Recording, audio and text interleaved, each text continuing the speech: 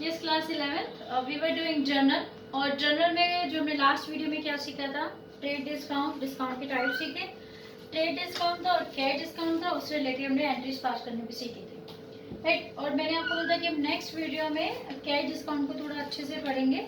तो cash discount में और टिपिकल क्या हो सकता है, राइट। तो I have chosen some entries, मैंने कुछ चूज किए हैं एंट्रीज फॉर यू, जिससे आप कैश डिस्काउंट को बहुत अच्छी तरह से समझ लेंगे। एक बार डिस्काउंट का टॉपिक क्लियर हो गया तो उसके बाद हम जीएसटी भी लेके आएंगे एंट्रीज में, इन्हीं एंट्रीज के अंदर, राइट। तो चलिए फर्स्ट एंट्री करते हैं। पहले क्या था, पिछले कल और आज में क्या चेंज है, सॉरी लास्ट वीडियो और आज में क्या, इस वीडियो में क्या चेंज है। जो उसमें क्या था कि पूरा का पूरा पेमेंट जो था वो कैश में हो जाता था और पूरे पेमेंट पे कैश डिस्काउंट मिल जाता था। लेकिन यहाँ पर क्या होगा, पूरा पेमेंट कैश डिस्काउंट में नहीं होगा, तो कैश में नहीं होगा। तो स्टार्ट करते हैं बेटा। First entry says bought goods from Trisha for rupees 2 lakh at 5% cash discount, 10% trade discount, half the amount paid at the time of purchase itself। और इसका जो हाफ अमाउंट हुआ वो परचेज के टाइम पर पेमेंट हो गया। तो मैंने आपको बताया था कैश डिस्काउंट जब वहां मिलेगा। अब इस एंट्री में दो चीजें आप नोट कीजिए बेटा। पहली चीज देखो, यहाँ पर पहले कैश डिस्काउंट लिख रहे हैं, बाद में ट्रेड डिस्काउंट। तो आपको नोट करना है कि पहले ट्रेड डिस्काउंट डिडक्ट होता है और फिर कैश डिस्काउंट। दूसरी चीज कि सिर्फ उसी पे ही आपको डिस्काउंट मिलेगा, उसी अमाउंट पे डिस्काउंट मिलेगा जो कि कैश में पेमेंट होती है, ठीक है ना। तो कैश डिस्काउंट तो वहीं पे मिलता है। चलिए इसको सॉल्व करते हैं। पहले कैसे सॉल्व करेंगे, you have to make working notes. आपको क्या करना है, जनरल एंट्री के लिए जगह छोड़नी है और नीचे लिखना है वर्किंग नोट्स, क्योंकि यहाँ पर हम सब कैलकुलेशन करके दिखाएंगे। और रियली में आपको जब आप अपने जनरल एंट्री पास करेंगे, जब आप अपने एग्जाम में कर रहे होंगे, तो ध्यान रखना बेटा, ये वर्किंग नोट्स में दिखाएंगे कि आपने कैसे कैलकुलेट करके ये चीजें निकाली। जैसे फर्स्ट है तो आई राइट है first, bought goods from Trisha for rupees 2 lakh। तो गुड्स कितने की परचेज की हैं, 2 लाख की, राइट। अब सबसे पहले हमें ट्रेड डिस्काउंट देखना है। ट्रेड डिस्काउंट 10% है, तो डिडक्ट करेंगे हम trade discount. Trade discount 10%, last के जीरो काटो तो 20,000 है ना।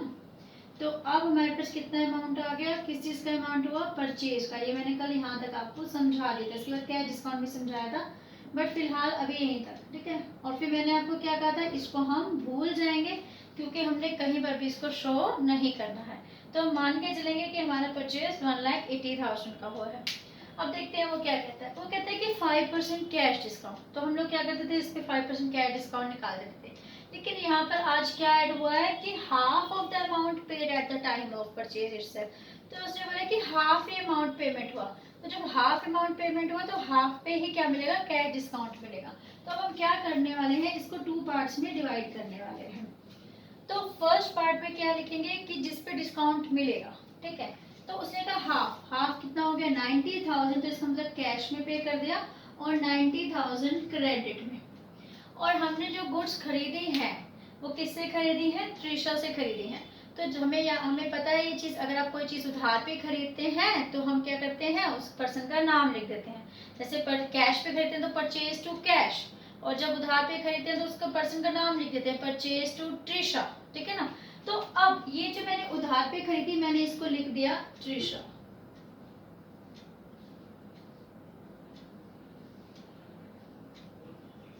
ठीक है। अब इतनी कैश पे खरीदी है तो इसी पे डिस्काउंट मिलेगा। कितना डिस्काउंट मिलेगा, 5% डिस्काउंट मिलेगा। 90,000 का 10%, 9,000, 5% 4,500, ठीक है ना। तो कैश डिस्काउंट सिर्फ इसी अमाउंट में मिलेगा जो कैश में पेमेंट हुआ, दैट इज 4,500। तो इसका मतलब कितना कैश पे करना पड़ेगा, दैट इज 85,500 आपको कैश पे करना पड़ेगा। अब बेटा जैसे मैंने ये बनाया ना, सेम आप ऐसे बनाइए। अगर आप ऐसे ही बनाएंगे और बार बार हम ये चीजें रिपीट करेंगे तो ये दिमाग में हो जाएगा आपके, और हम एंट्री पास बहुत इजीली कर सकते हैं। चलो अब इसके एंट्री पास करते हैं। परचेज किया है गुड्स को, तो I write purchase account, purchases account debit. Discount मिला है तो 2 डिस्काउंट रिसीव्ड होगा, ये हमने सीखा था। सबसे पहले आपने क्या किया है, कैश दिया है टू कैश अकाउंट, कुछ तो कैश दिया, कुछ उधार पे किया तो हमने उसका नाम लिख लिया टू ट्रिशा। और फिर हमें यहाँ पर डिस्काउंट रिसीव हुआ है तो I write here to discount receive. बस ये मेरी एंट्री पास होगी। बस जो चीजें लिखी है वैसी की वैसी। परचेज कितने की थी, 1,80,000। कैश कितना दिया, 85,500। त्रिशा के पास से अभी हम कितना क्रेडिट है, 90,000। डिस्काउंट रिसीव्ड कितना है, 4,500। ये लो हमारी एंट्री पूरी, क्योंकि सब कुछ हमने कहाँ पर लिख दिया था, यही वर्किंग नोट्स पे जब हम बनाए थे कैलकुलेशन करते हुए, तो सब कुछ ऐसे कैसा लिख दिया और बस उसको उठा के हमने यहाँ लिख दिया। अब एक और एंट्री पास करते हैं ताकि आप इसको और अच्छी तरह से समझो। Next entry is sold goods to Anuradha. इस बार हम क्या कर रहे हैं, सेल कर रहे हैं। कितने की गुड्स है, 1,00,000 रुपीज की है। ट्रेड डिस्काउंट कितना है, 10% है। 5% कैश डिस्काउंट। अब ध्यान से पढ़िए आप, 80% payment is received at the time of sale. तो 80% पेमेंट रिसीव हुई है तो कैश डिस्काउंट जो है सिर्फ 80% पेमेंट पे ही मिलेगा। ठीक है, अब फिर से हम इसको सॉल्व करते हैं, कैसे करेंगे।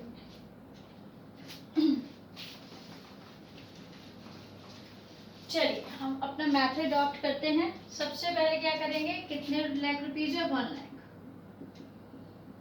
फिर हम क्या करते हैं, ट्रेड डिस्काउंट डिडक्ट करते हैं, लेस ट्रेड डिस्काउंट कितना है, 10%, तो जीरो काट देंगे लास्ट की, तो 10,000, तो 10% निकल आता है। यहाँ पर हमारा क्या आ गया, 90,000। और मैंने क्या कहा था, यहाँ पर क्या लिख देंगे, परचेज या सेल, जो चीज़ आप कर रहे हैं उसको लिख देंगे। ठीक है, तो ये सेल करें तो मैंने सेल लिख दिया, और पहले वाला हम भूल जाएंगे क्योंकि इसकी ना कोई एंट्री पास नहीं करनी है। Then come to cash discount, लेकिन यहाँ पर तो उसने क्या किया, 80% ही पेमेंट किया है। तो चलिए फिर से डिवाइड करते हैं, इसको किस में डिवाइड करेंगे, एक तो कैश कितना किया और क्रेडिट कितना किया है। चलिए 90,000 का 80% कितना हुआ, 90,000 का 80% कैश में किया है, दैट इज 72,000। ठीक है, तो 90,000 का 80% 72,000, और 90,000 का 20% क्या किया है उसने, क्रेडिट पे किया है, दैट इज 18,000। नहीं तो क्या करो, 90,000 में से अगर 72,000 कैश पे है तो 90 माइनस 72,000 दैट इज 18,000, उतना क्रेडिट पे हो गया। राइट, अब हम क्या करने वाले हैं, हमने 2 पार्ट्स में डिवाइड कर दिया इसको। फिर हम क्या करते थे, जिस पे कैश मिलता था उस पे कैश, तो कहाँ पे, इसी को कैश डिस्काउंट मिलेगा। बाकी ये तो उधार पे है, तो उधार वाले पे क्या करते हैं, उसका नाम लिख देते हैं। तो उसका क्या नाम है, अनुराधा, तो आई राइट हियर अनुराधा जो उधार पे है। और कैश वाले पे कैश डिस्काउंट देते हैं कितना, 5%, तो 72,000 का 5% हो गया 36%। कैसे निकाला, 72,000 पे 5%, 3600। ये क्या है, कैश डिस्काउंट। फिर मैंने क्या सिखाया था, इसको लेस करेंगे तो हम इस पे क्या लिखेंगे, 8, 9, 10, 36। तो ये कितना कैश को हमें रिसीव हुआ, क्योंकि हमने सेल किया था तो हमें कैश रिसीव हुआ 68,400। बस अब यहीं से एंट्री बनाएंगे। सबसे पहले आपने सेल किया है, कुछ कैश मिला और कुछ उधार पे सेल किया, तो जब कैश मिलता है तो हम लिखते हैं कैश अकाउंट डेबिट, क्योंकि कैश मिला, कैश रिसीव किया। और जितना हम उधार पे करते हैं तो हम उसका नाम लिखते हैं, Anuradha debit.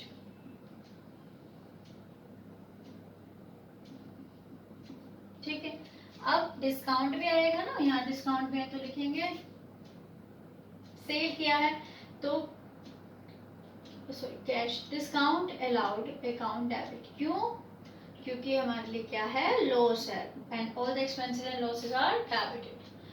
Discount allowed account debit up to sales account.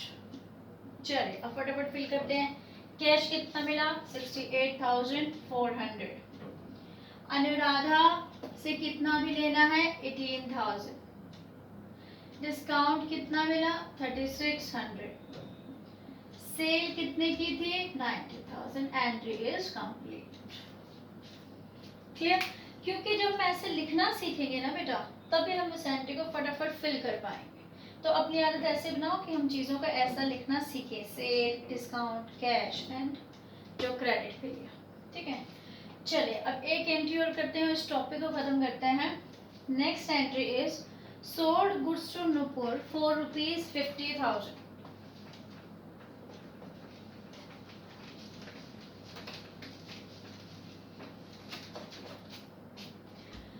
Sold goods to Nupur for ₹50,000 at 4% cash discount, 20% trade discount, half the amount received by cash and balance half by check on the same day। अब इस entry में क्या किया उसने?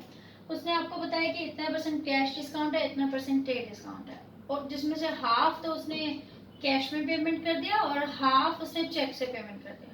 तो अब हम दिमाग में रखेंगे जो कैश में पेमेंट है उसी को ही कैश डिस्काउंट देंगे। नो, आपको वो कैश में पेमेंट करे या चेक में पेमेंट करे, बात एक ही रहती है। तो हम ये नहीं करेंगे सिर्फ कैश में पेमेंट है तो उसी को कैश डिस्काउंट देना।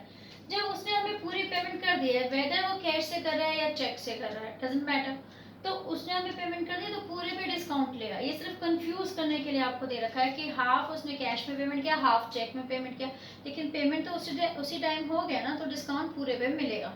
राइट, अब इसको हम कैसे करने वाले हैं? Sold goods to Nupur for ₹50,000, 50,000 की गुड्स थे, ट्रेड डिस्काउंट कितने का था? Less trade discount how much? 20%। 50,000 का 10% 5,000, 20% 10,000। तो अब ये कितने की गुड्स हो गई? 40,000। इसको हम भूल जाएंगे। अब हम निकालेंगे कैश डिस्काउंट, लेकिन कैश डिस्काउंट को हमें अलग अलग डिवाइड करने की जरूरत नहीं है, कि डिस्काउंट तो आपको पूरे पे मिलेगा। राइट, अगर आप चाहें कैश का अलग कर लें, बैंक का अलग, उससे कोई फायदा नहीं है। तो अब डिस्काउंट क्या मिलेगा आपको? मिलेगा पूरी की पूरी अमाउंट पे कितना डिस्काउंट है? 4%। तो 4% हो गया 40,000 इंटू 4%, तो ये हो गया 1600। तो लेस करेंगे कैश डिस्काउंट, that is 1600, 38,400 पूरे पे उसको डिस्काउंट मिल गया। अब उसने क्या किया? हाफ कैश में किया, हाफ चेक में किया। तो बस हमने एक बार देखना है कि कैश और चेक में कितना किया है। तो कैश में कितना है? हाफ, 2 से डिवाइड कर देंगे तो हाफ आ जाएगा इसका 19,200 कैश, और कुछ चेक से पेमेंट किया जिसको हम बैंक का नाम देते हैं, तो हाफ चेक से पेमेंट किया तो वो कितना हो गया? 19,200। ठीक है,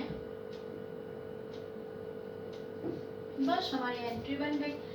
अब एंट्री में हम क्या लिखने वाले हैं? सेल क्या है और पैसा हमें कैसे रिसीव हुआ? कुछ कैश में कुछ बैंक में रिसीव हुआ है, तो आई राइट है cash account debit, bank account debit, कुछ पैसा हमें चेक के थ्रू भी मिला है। उसके बाद डिस्काउंट अलाउड डेबिट, क्यों? क्योंकि इतना नुकसान हो गया, आपको डिस्काउंट देना पड़ा तो उतना कम पैसा मिलेगा।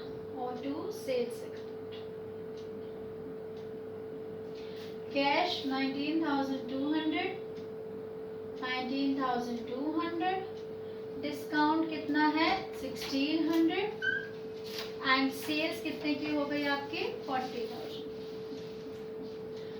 ठीक है, तो यहाँ पर हमने कंप्लीट कर लिया डिफरेंट टाइप्स ऑफ, बस इससे ज़्यादा आपका डिस्काउंट में नहीं आ सकता। ये बिल्कुल लास्ट था, लीस्ट जो कह सकते हैं, इससे ज़्यादा वो आपको डिस्काउंट का मेंशन नहीं कर सकता।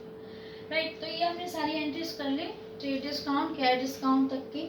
अब नेक्स्ट जो समझने वाले हैं हम लोग जीएसटी को समझेंगे। आज मैं थोड़ा सा ब्रीफ में आपको समझा देती हूँ, कल हम उसकी एंट्रीज करेंगे। राइट, जीएसटी होता क्या है?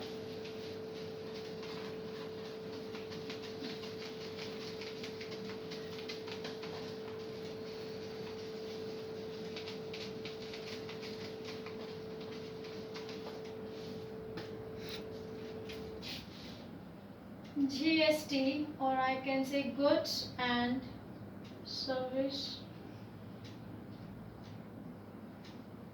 tax, ये एक तरह से वैल्यू एडिड टैक्स होता है जीएसटी। हम सबको पता है आजकल जीएसटी लगता है। सारे टैक्सेस इनडायरेक्ट टैक्स को खत्म कर दिया है। Actually it is a kind of indirect.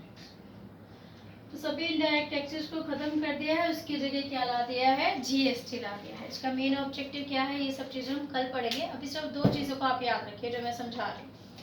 देखिए बेटा, जीएसटी कैसे लगता है। जो गुड्स एंड सर्विस टैक्स दो तरह के होते हैं। एक तो 3 types of, 2 type CGST, SGST और आईजीएसटी। ठीक है, तो इसको मैं क्या बोलूंगी, CGST means central goods and services tax, और एसजीएसटी क्या क्या बोलूंगी मैं, state goods and services tax. IGST की फुल फॉर्म क्या है, integrated GST, goods and services tax, right. अब एक चीज ध्यान रखिए बेटा, अगर सपोज एक स्टेट के अंदर अंदर अंदर ही गुड्स परचेज या सेल होती हैं, एक स्टेट के अंदर अंदर, जैसे हरियाणा है उसके अंदर अंदर हो रही हैं, तो ऐसे टाइम पे कौन सा टैक्स लगता है आपका, सीजीएसटी और एसजीएसटी टैक्स लगते हैं। ठीक है, तो अगर इंट्रास्टेट मीन्स क्या होता है, एक ही स्टेट के अंदर अंदर अंदर, अगर हरियाणा के अंदर अंदर ही चीजें खरीदी और बेची जा रही हैं, तो फिर वो कौन सा टैक्स है, सीजीएसटी और एसजीएसटी टैक्स लगेगा। और अगर सपोज इंटरस्टेट हो रहा है, इंटरस्टेट क्या होता है, जब एक स्टेट से दूसरे स्टेट में गुड्स बेची जाती हैं, तो हम उसको इंटरस्टेट कहते हैं। इंटरस्टेट कैसे, जैसे मान लो हरियाणा से पंजाब में गुड्स जा रही हैं, तो उसको हम इंटरस्टेट बोलते हैं।